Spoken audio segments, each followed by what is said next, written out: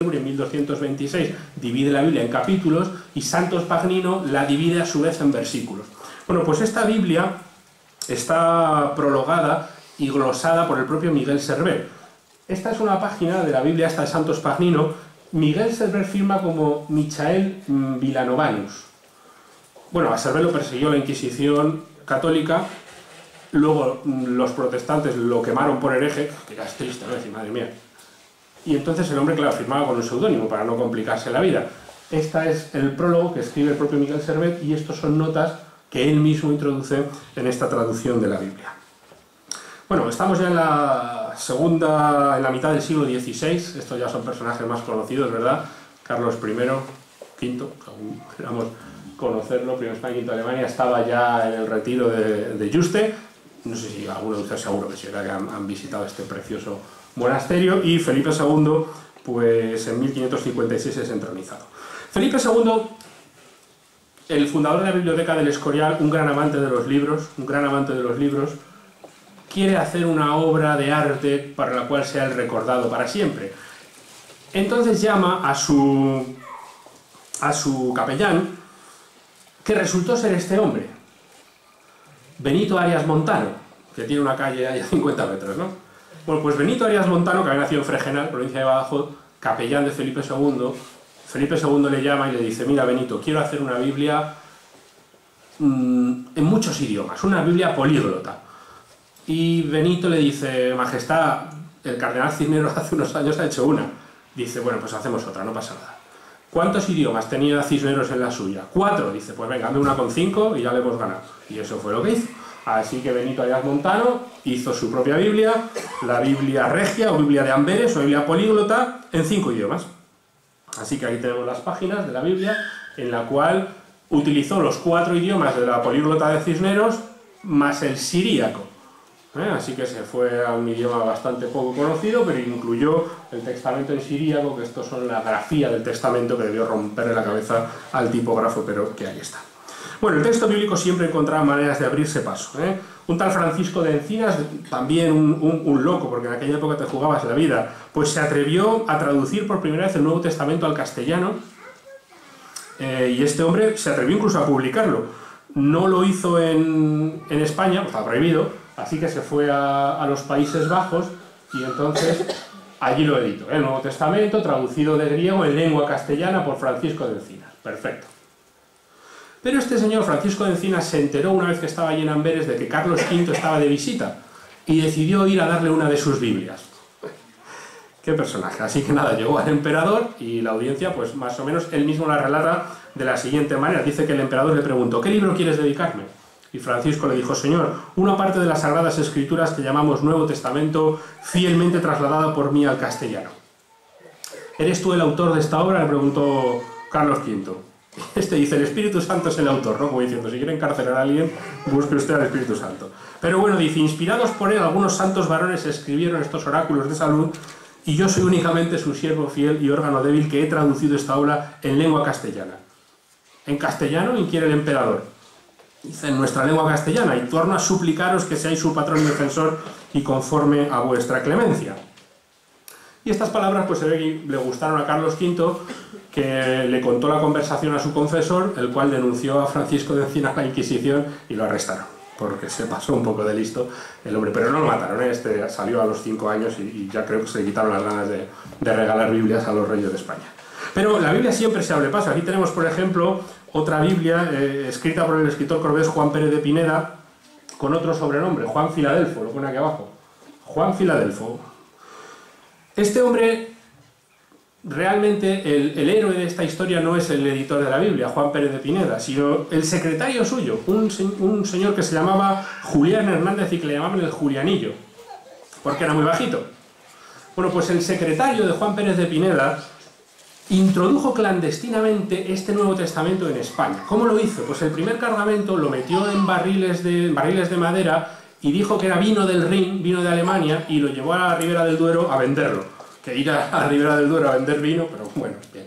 Así consiguió meter un montón de Biblias. Como aquello le salió bien, pues se envalentonó y empezó a traer libros a España, trajo Biblias en Valladolid, metió Biblias en Sevilla. En el segundo viaje escondió las Biblias en un cargamento de telas, y así poco a poco fue distribuyendo las Biblias. Pero la historia de Julián no es una historia alegre, precisamente, ¿eh? Aquí tenemos en la primera imagen lo que él hacía, que era esconder las Biblias en cargamentos, que decía que eran de otra cosa, y luego las distribuía. Un día Julián fue arrestado por un hombre al que le había regalado una Biblia, y este hombre lo denunció al tribunal de la Inquisición. Así que la Inquisición arrestó a Julián y durante 3 años lo sometieron a torturas casi diariamente para intentar que confesara los nombres de sus cómplices en España a los que había entregado las Biblias. Y dice el relato que en 3 años no dijo nada. Le descoyuntaron varias veces todos los huesos del cuerpo, torturas inimaginables, pero como se dieron cuenta de que no iban a sacarle nada, finalmente fue quemado vivo en Sevilla junto a otras 13 personas. Quemado vivo por el delito de haber traído Biblias y haberlas distribuido, ¿eh? Me gusta decir esto a veces porque cuando tengamos una Biblia en las manos, pues a veces tenemos que saber el libro que tenemos, ¿eh? Que personas se han dejado la vida para que nosotros hoy podamos coger una Biblia y leerla tranquilamente. Bueno, la Biblia española, aunque sea un comentario un poco macabro en este caso, resurgía de sus cenizas, y mientras el Julianillo distribuía el Nuevo Testamento, pues otro hito de la literatura nacional se estaba gestando en España. En este caso es la Biblia de Casiodoro de Reina, lo que se llama también como Biblia del Oso. Esta es la primera traducción de la Biblia al castellano, la Biblia completa, porque se había traducido partes de la Biblia, pero la Biblia completa al castellano, partiendo de los idiomas originales, del hebreo original. La primera Biblia es esta, que hace Casiodoro de Reina. Se llama la Biblia del Oso, pues porque tiene el sello de un oso en la portada, un dibujo muy elaborado de un oso que está intentando coger miel de un panal, pero hay un martillo que se lo impide. No sé lo que se habría tomado el hombre que hizo el dibujo este, pero aquí tenemos la Biblia, de la cual salen unas abejas, todo muy raro. En la Biblia encontramos el tetragramatón, que es el nombre del Dios de los judíos, que aparece en el Antiguo Testamento. No se sabe muy bien cómo se pronunciaba exactamente. Unos dicen que Yahvé, otros dicen que Jehová. Bueno, de todas maneras, así es como se escribía. Y esta Biblia pues hizo que su autor fuese nuevamente perseguido por la Inquisición. La Inquisición, Biblia española que salía, a por ella que iba.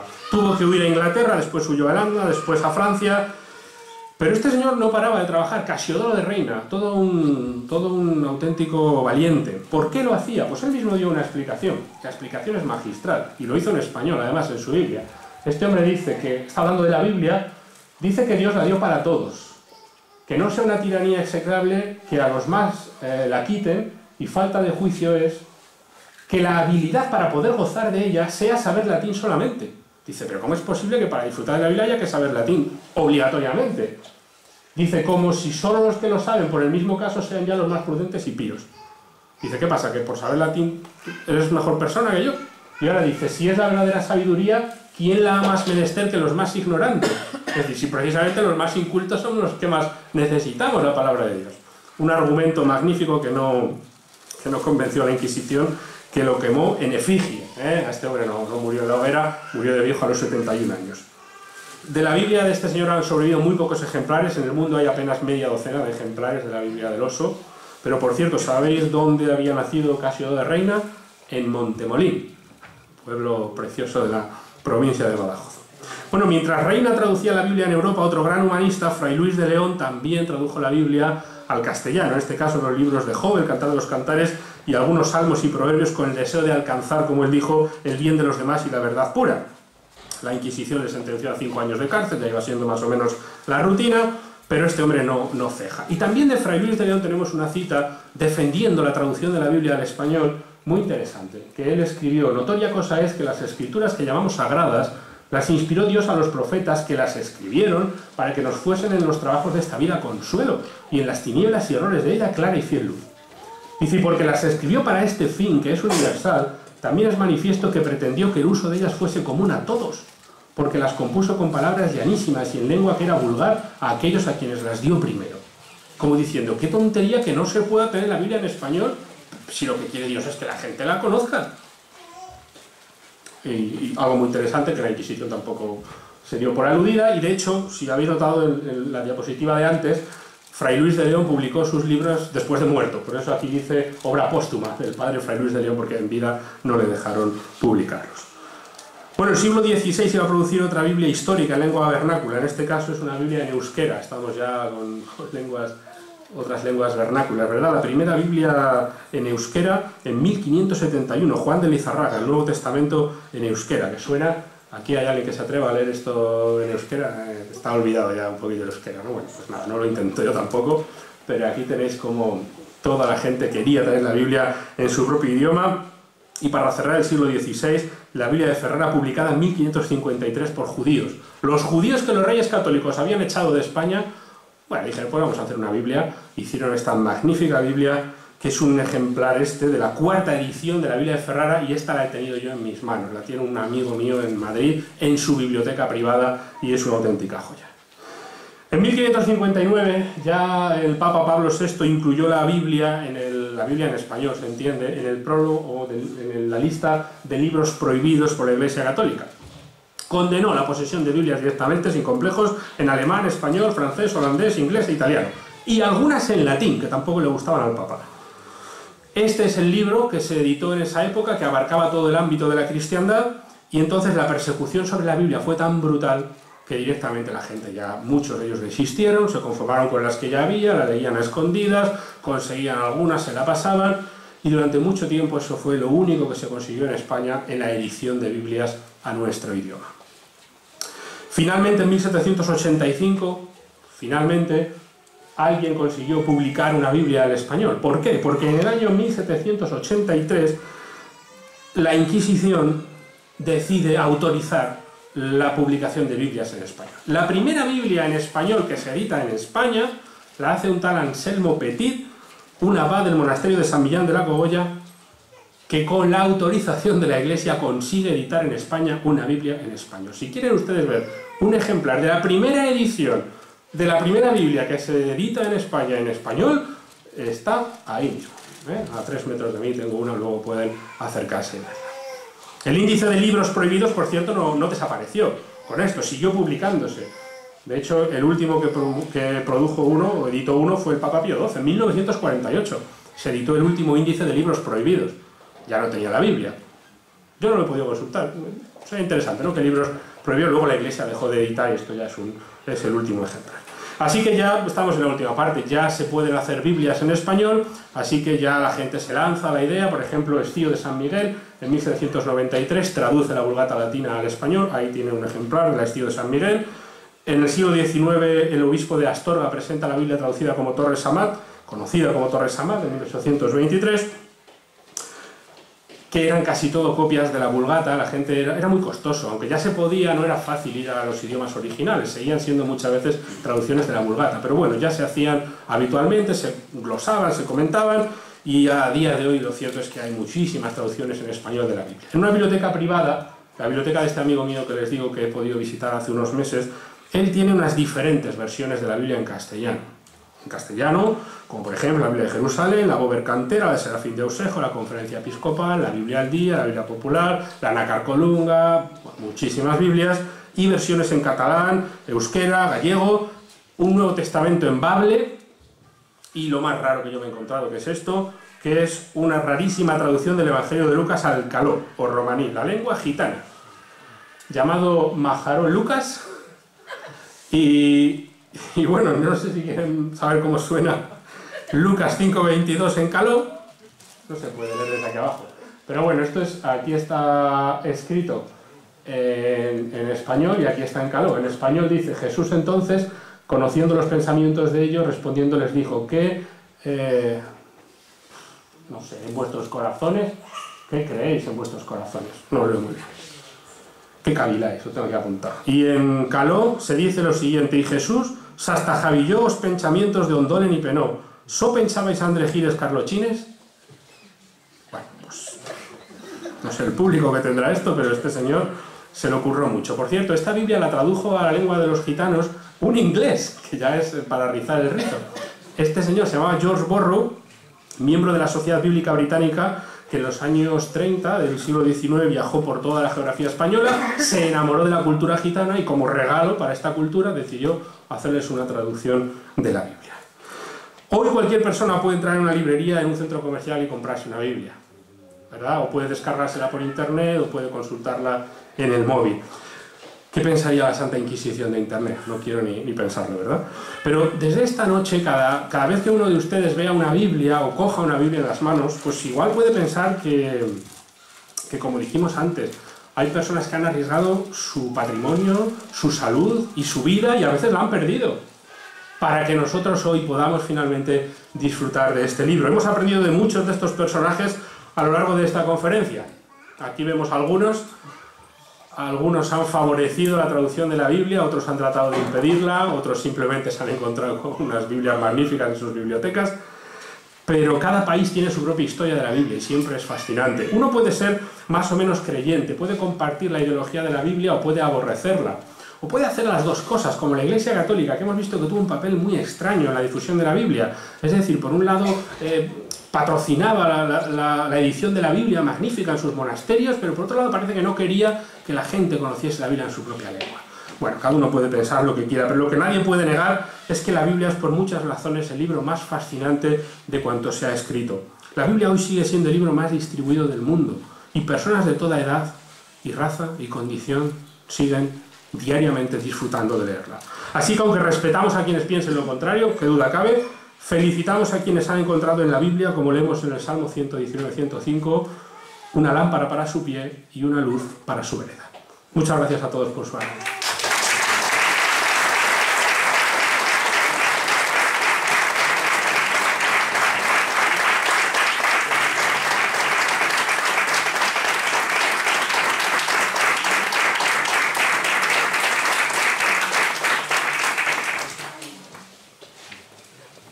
Bien, ahora simplemente le cedo brevemente a mi padre la palabra para que explique un poquito en qué consiste la exposición y algunos de los ejemplares bíblicos que os hemos traído.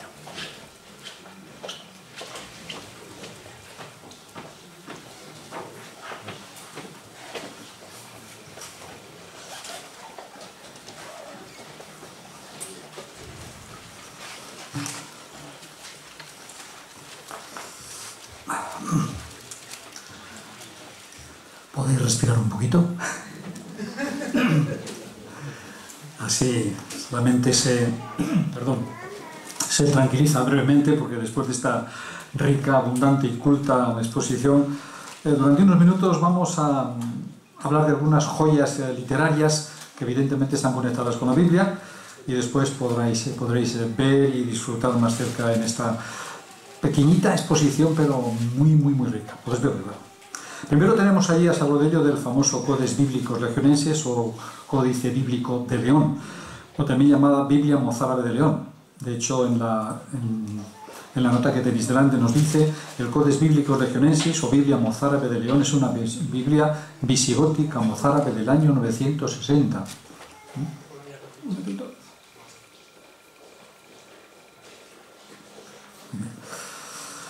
Es un facsímil, evidentemente, dice: el códice original se encuentra en el archivo del Museo de la Colegiata de San Isidoro de León. Pues bien, hasta donde sabemos, es una de las Biblias más grandes del mundo. No sabemos si la más grande, pero grande lo es, evidentemente. Y Josué nos ha hablado ampliamente de este famoso y valiosísimo códice. Pasamos a ver el Novum Testamentum Grece, que es del año 1583. Aquí aparece de nuevo Benito Arias Montano. Hasta donde sabemos, podemos saber que solamente existen 6 copias de esta joya. 4 en bibliotecas públicas españolas, una en el Museo de Amberes y evidentemente la que tenemos aquí. Es un gran privilegio, ¿no? Que de las 6 que hay por todo el mundo tengamos una. Eso es mucho. No decimos el valor en euros, pero se podría saber. Lo dejamos aquí porque es más valiosa como libro que relacionado con el dinero. Con relación a Arias Montano, es interesante que se han mencionado algunos detalles. Un hombre en su tiempo muy conocido, nació, como dijimos, en Fregenal de la Sierra. Lo que pasa es que entonces Fregenal creo que pertenecía al llamado Reino de Sevilla. Se le conecta más con Sevilla como sevillano que como placense, pero no es verdad, ¿eh? Era de la zona de aquí de Badajoz. Fue sacerdote, humanista, hebraísta, biólogo y escritor.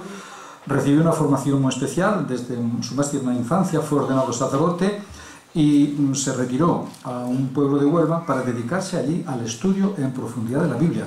Se conoce que la Biblia como libro le llamaba demasiado la atención. En 1559 la Inquisición prendió a Arias Montano y le incoó un proceso del que salió indemne. No pudieron probar las acusaciones. Es interesante que en el año 1562 el obispo de Segovia lo lleva al famoso y bien conocido Concilio de Trento, donde iban acudiendo los más prestigiosos teólogos católicos del mundo. Y de hecho, sus intervenciones en el concilio eran acerca de la llamada Eucaristía y del matrimonio. Él como sacerdote, pero se ve que su conocimiento del matrimonio era bastante profundo, pero siempre se basaron en textos bíblicos que él conocía y tuvieron un notable éxito por su erudición. Era un buen conocedor de la Biblia. De hecho, ya se ha mencionado antes que Felipe II le nombró su capellán privado. En 1568 el propio Felipe II le hizo responsable de la famosa Biblia que hemos mencionado, Quinquelingue. Y es interesante que antes de que esta Biblia, la llamada Biblia Políglota Complutense, llegara a editarse, alguien dijo que había ciertas cosas que no se atenían al canon católico. Levantaron los recelos de la Inquisición. Fue denunciado, pero él pudo probar que no era así y entonces la Biblia finalmente fue editada. Algunos detalles relacionados con este hombre que se agradece conocer, ¿verdad? Pasamos al llamado Salmi Davidis del año 1583. Es interesante porque contiene el calendario hebreo, sirio, griego y latino. Su traductor fue un tal Gilberto Genebrardo, era benedictino, un políglota francés. Hizo sus estudios en la Universidad de París, siendo nombrado profesor de hebreo en el Colegio Real. Siempre defendió con tesón la pureza de la fe católica, siendo nombrado arzobispo, pero en un momento determinado de su vida fue declarado reo de lesa majestad, o sea, de cierta forma de actuar en contra del rey. Entonces se retiró, donde murió, escribió numerosas obras sobre lengua hebrea, cuestiones bíblicas y entre ellas este famoso Salmis Davidi con traducción y comentarios personales. De hecho, una obra que, como digo, luego podemos ver ahí más despacio. Ahí tenemos la famosa Biblia Sacra, la Vulgata Editionis del año 1592, autorizada por dos papas, Sixto V y Clemente VIII. Es interesante un detalle que aparece, lo veis en la página derecha. Vemos ahí un famoso texto en latín que dice: Omnia ergo quecunque vultes ut faciam vobis homines vos facite illes. Traducido sería: las cosas que queréis que los hombres os hagan, hacéselas vosotros. Todas las cosas que queréis que los hombres nos hagan, no las hagáis. Como diciendo, no hagáis a los demás lo que no os queréis que os hagan a vosotros. Claro, eso es una traducción negativa. Ya Cristo dijo, todo lo que vosotros queréis que os hagan, hacédselo primero a ellos. Se conoce que el traductor o el que hizo esa página no había leído bien las palabras de Jesucristo, registradas en el Evangelio de Mateo capítulo 7, versículo 12. Se quedó con la parte negativa. Interesante, ¿no? Como es un consejo muy positivo el que Jesucristo nos dio. Pasamos a la siguiente, que es Epalaya diadeke katatote hebdome, que traducido en latín sería Vetus Testamento griego, según la versión de los Septuaginta, o Antiguo Testamento griego, según la versión del Septuaginta. Esta primera edición fue impresa en Inglaterra. Es un ejemplar muy raro de encontrar, pero se ve que nuestra biblioteca de aquí de la zona es rara porque tiene ejemplares raros. Nos alegramos, que siga siendo rara, ¿verdad? Pero por esos ejemplares que no aparecen en otro sitio, nos alegramos. Pasamos a la famosa Biblia Sacra. No tenemos la página original, en algún tiempo se ha quedado en algún sitio. Esperemos que quien usó esa página pues haya sido para algo bueno. Sí nos queda la parte que dice Sacrorum Bibliorum Pars Altera completes, que completa los profetas, el libro de los Macabeos y el Nuevo Testamento. Es interesante porque fue aprobada el año 1662, no sé si lo veis ahí abajo. En 1662 se aprobó que esta Biblia se tradujera, pero no se tradujo o se editó hasta el año 1691. Y de hecho, al final tiene un apéndice precioso, rico, muy bien documentado, un montón de información relacionada con la historia antigua bíblica, con un montón de cosas. Interesante. Ahí tenemos el Novum Testamento Domini Nostro, el Nuevo Testamento de Nuestro Señor del año 1727. De nuevo autorizan esta traducción del Nuevo Testamento los papas ya mencionados, Sixto V y Clemente VIII. Tenemos ahí los Santos Evangelios, tomo 2, que incluye los Evangelios según San Lucas y según San Juan, del año 1725. Es interesante porque están traducidos al castellano y editados en Valladolid. Y digo es interesante porque si miráis en la parte de abajo, da a entender que, traducidos al castellano con notas históricas, dogmáticas y morales sacadas de los santos, padres y escritores sagrados que remueven todo peligro de mala inteligencia conforme al decreto de la Santa Inquisición del 7 de enero de 1783, como antes mencionaba Josué, el día y año que se eliminó, por decirlo así, la Inquisición. Entonces, en armonía con que se había quitado la Inquisición, ahora ya se podía traducir libremente. Y entonces traducen los santos evangelios. Interesante que allá abajo está estos santos evangelios, aunque se editó en Valladolid, de alguna manera apareció años después en Ecuador. Y alguien que visitó Ecuador se lo encontró, lo cogió y lo trajo de nuevo a España. Así que aquí lo tenemos otra vez en su país de origen. Vemos ahí la llamada Biblia Sacra Vulgata Ediciones, de nuevo la Biblia Sagrada, la edición de la Vulgata del año 1790.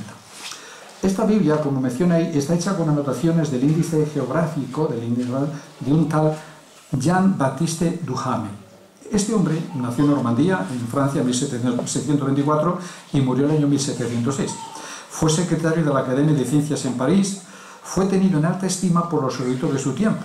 Entre sus obras aparece Instituciones Bíblicas a Scriptures Sacre Prolegomena y una gran edición de la Vulgata con notas. Cuando se hizo esta Biblia, este hombre ya había fallecido, pero la edición de su Vulgata antigua se tuvo en cuenta para poder hacer esta Biblia Sagrada. Y es interesante que los que la hacen, los que la traducen, ¿no has fijado a la derecha? Hacen toda una página, una dedicatoria al famoso rey Carlos III. La podéis leer. Si a alguien alguna vez le dicen todos los piropos que le dicen a este nombre, tanto en cantidad como en calidad, bueno, yo creo que se moriría de profunda satisfacción. Todos los piropos que le dicen al rey Carlos por permitir esta edición. Pasamos a algo raro. Este es el Evangelio según San Juan en inglés y mohawk, un dialecto norteamericano. Probablemente fue traducido el año 1806. En la primera de 1804, haciendo una breve historia de quien hizo esto, un tal John Norton, de origen cherokee y madre escocesa, estando en América, fue adoptado como mohawk, siendo mohawk una de las tribus conocidas hace tiempo de la zona de América del Norte. En un viaje diplomático que hizo Inglaterra, se reunió con los miembros de la recién formada Sociedad Bíblica Británica, ya hemos hablado de ella antes, una famosa sociedad bíblica, y este contacto le llegó a ser el encargado de traducir el Evangelio en mohawk. Tradujo el Evangelio según San Juan en mohawk y lo llamó Nene Kerilloston Tesijorijunten Ne San Juan. Tranquilos, ese Evangelio según San Juan. Nos quedamos con eso, ¿no? Fue producido como edición bilingüe en una página, y vemos la página de la derecha, sería en inglés, y la página de la izquierda en mohawk. Así va hasta que acaba con él. Esta traducción es importante porque para la Sociedad Bíblica Británica era la primera traducción de la Biblia, la primera publicación y la primera distribución en un país extranjero, cuando fue enviado a Canadá. Una segunda edición fue impresa en el año 1818 por la Sociedad Bíblica Americana. En el 2016 este Evangelio fue digitalizado a partir de una copia original en los archivos de la Sociedad de la Biblia con una ayuda especial debido a su interés histórico e importancia. Lo importante es que esto es un ejemplar casi único que ha aparecido, pues lo tenemos por ahí. No sabemos el precio. En el día que se compró se pagaron 350 pesetas. Es lo que se pagó. Pero es algo precioso. Bien. Y es interesante porque en el Evangelio, claro, el traductor traduce el idioma mohawk. El idioma mohawk y los indios mohawk, como otras religiones, bueno, solo tienen un dios. Tienen varios dioses. Y cada uno de esos dioses tiene su nombre. Claro, cuando en el Evangelio aparece Dios en inglés, claro, la pregunta que sería cualquier mohawk sería, bueno, ¿y a qué Dios se refiere de los que yo tengo? ¿Qué hace esta versión de la Sociedad Bíblica Británica el año 1800 y algo? Siempre que aparece en la parte del inglés Dios, en la parte mohawk aparece Jehová, que es la pronunciación inglesa, al nombre de Dios en hebreo. Para que los mohawk supieran que el Dios de que se habla en ese Nuevo Testamento no es un Dios de ellos, sino es un Dios aparte. Interesante, ¿no? La preocupación que esta gente demuestra para que se pudiera conocer al Dios de que habla la Biblia. Pasamos a una más conocida, la Santa Biblia, traducción de la Vulgata Latina, por supuesto, por el ya conocido Felipe Estío de San Miguel, año 1852. Pero interesante de esta Biblia es, si os fijáis, que está dedicada al príncipe de Asturias. Hace una dedicatoria preciosa, enumerando de nuevo las cualidades que el príncipe tiene, que se espera que tenga, por ser el conductor, oficial, el gobernante del pueblo, bien todo eso. Pero lo cierto es que en el tiempo que se hace esta edición y se presenta, pues el príncipe de Asturias como tal no era príncipe de Asturias. En su lugar era la princesa Isabel de Borbón, que luego no llegó a reinar, porque el príncipe de Asturias llega a reinar un tiempo después. Pero bueno, se ve que el traductor dijo, bueno, ahí dejamos al príncipe, cuando reciba la Biblia, pues mira, que disfrute y sepa que la dedicatoria se la hemos hecho. Y pasamos a la última joya literaria.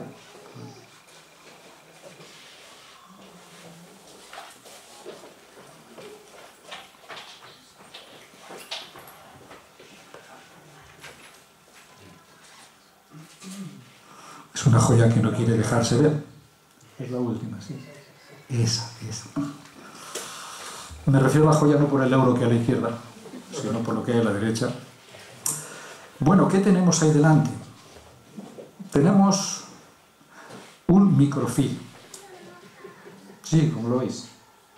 Ese microfilm de la derecha tiene 1245 páginas. Cada cuadradito es una página. Interesante, luego lo podéis ver ahí tranquilamente más despacio. Bien, ¿por qué decimos que es una joya? Probablemente sea la Biblia más pequeña del mundo. Se puede ver y leer con un microscopio de 100 aumentos. Lo hemos podido hacer y la verdad que está hecha de maravilla. Vas página por página, vas leyendo en inglés la versión llamada el Reichsal.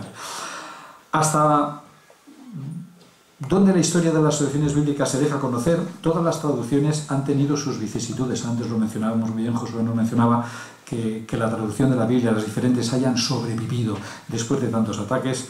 La verdad es que uno tiene que reconocer que algo especial, una mano divina, lo ha protegido. Ahora, ¿hasta dónde llegó este microfilm? Bueno, es interesante que el microfilm original fue producido por la Liga de la Oración de Apolo, de las famosas astronaves, un grupo de ingenieros de la NASA, científicos, administradores y astronautas. El microfilm contiene, como hemos dicho, las 1245 páginas de la Biblia King James, que se puede leer fácilmente bajo el microscopio, y representa la primera Biblia que viajó a la superficie lunar durante la misión Apolo 14. No quiero decir que sea esta, pero una igual a esta, una hermana melliza suya lo hizo. Dice, una astronauta la llevó en el bolsillo de su traje espacial, estuvo con él y luego volvió, pues volvió. Así que tenemos un microfilm que de alguna manera testifica que la Biblia, sea grande como el Codex Biblicus Legionensis, o sea pequeñita, un poquito más grande que un euro, algo tiene para que haya sobrevivido a pesar de tantos ataques como ha sufrido. Esa quedaba. Muchas gracias.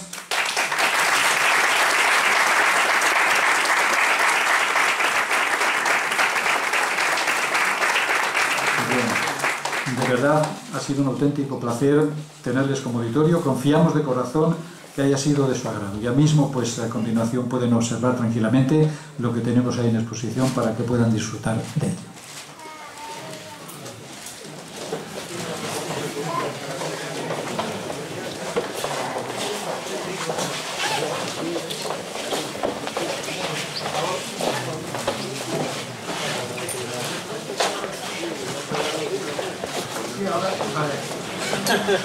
Gracias.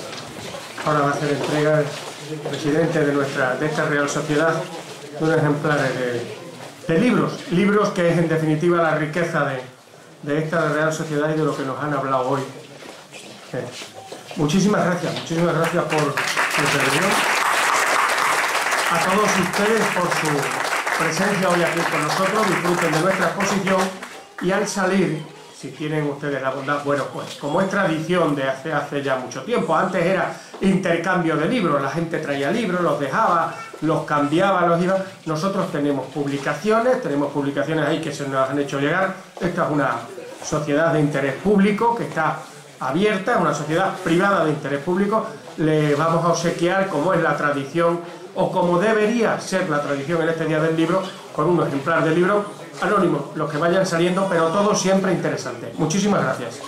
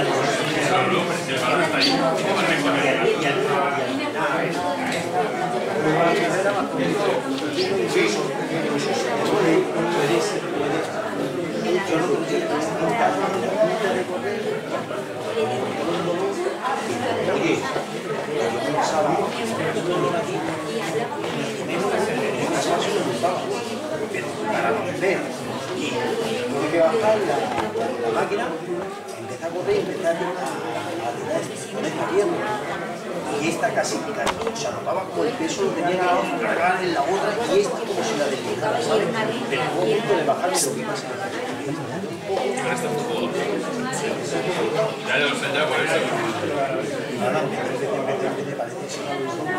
Yo pensaba que no.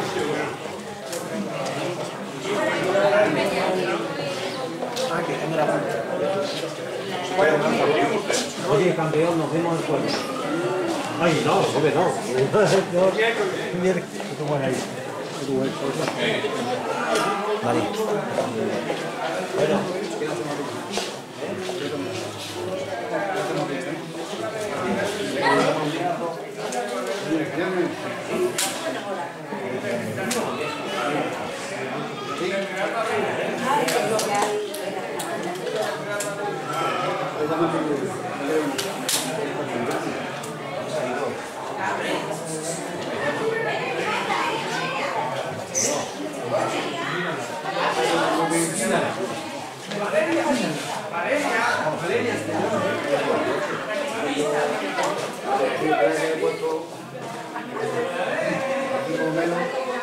Es igual a mí.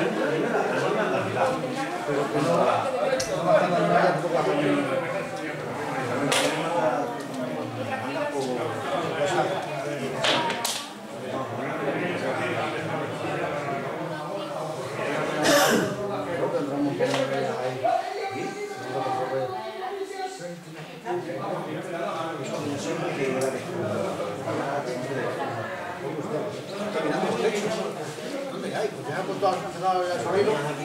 por hecho ve cómo este se ha puesto aquí debajo. Cuando yo he empezado, está el sonido ahí, digo, me cacho. Está el sonido ahí.